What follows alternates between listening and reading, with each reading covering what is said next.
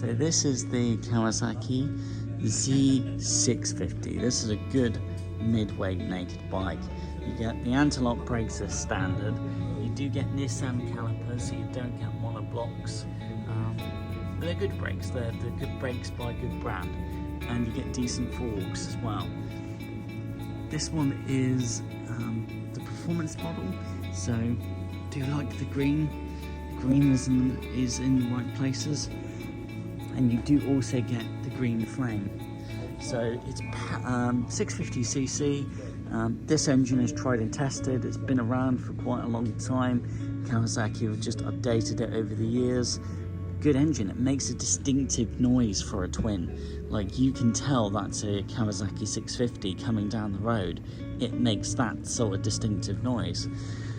No wind protection though, so you're going to get quite a bit of buffeting on this naked bike, because you don't have any aerodynamic fairings.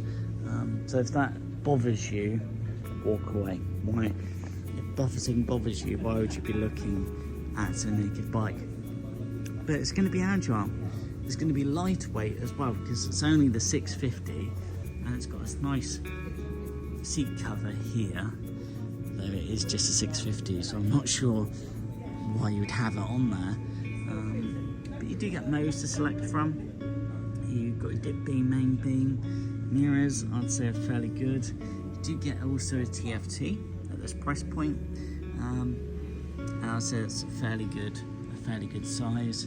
You can have the optional windscreen, but I think it actually is taken away from the looks rather than adding to it.